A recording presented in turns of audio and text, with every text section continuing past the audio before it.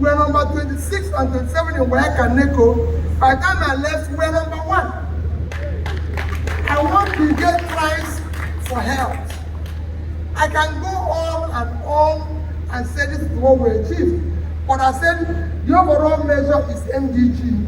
I was number 1. The people who were doing it then was Amina, who is now in United Nations.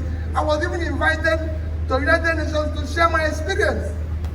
And so many things are moving. And collectively, the day I left office, I was not owing any contractor who have executed his job.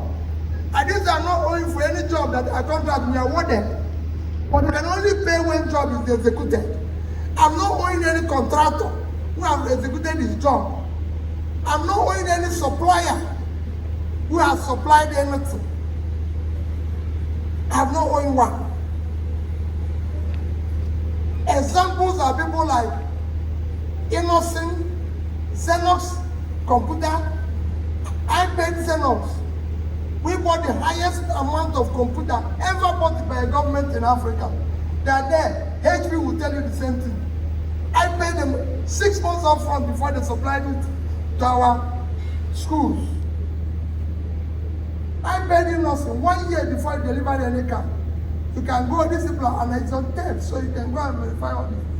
Above this, I decided from day one that we must have a savings as a state, and we must save at least 10% of my total receipts by the time I leave government. Total money I received while I was governor, Anambra State received, whether it's local government, whether it's state, whether it's our local revenue, IGR, everything was about 500 and something billion naira, out of which they are left office. We had in savings 75 billion naira. And this is how the money was shared, so that you know which one is mentioned. Only one that is bad. The money we saved is A, we saved in dollar. In 3 banks in Nigeria, some of you are working in those banks. Access Bank, Diamond Bank, and Fidelity Bank. In each of these banks, I had a saving of $50 million. Didn't say no. And they were invested at least interest of 6.5%. If you calculate it today, as at that time, it was equivalent of 25 billion, because there were 150 something, 160. If you calculate today with interest, it's about 250, at least $250 million. These 3 banks are there. I have in each of these banks, again invested at least 10 billion naira in 3 of them, making it 30 billion, at an average interest, call it even 10%. If you calculate it, that money today would have been about 60 billion. Remember, what I left is 75 as you calculated them. So then the third one is investment I did in various companies. NIPP, we have $59 million in it. The one that they're saying is worthless is that we invested 3.5 billion in international breweries. International breweries is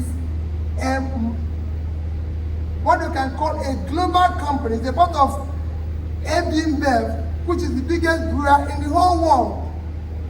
We had a policy while I was governor that any factory, anybody who wants to, foreign investor who wants to invest in Anambra State, we will buy 10% of the company, and under the condition that we sign an agreement with him that he will give Anambra people work to the minimum of not less than 40% of the workers.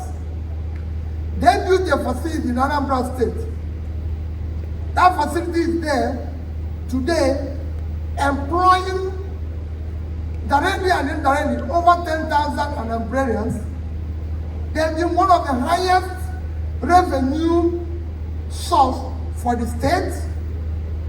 Even some of their waste, the biggest piggery we have in Anambra State, collects waste from them. There's so many things that company have done in terms of helping the state, transporters, this, that, and everything.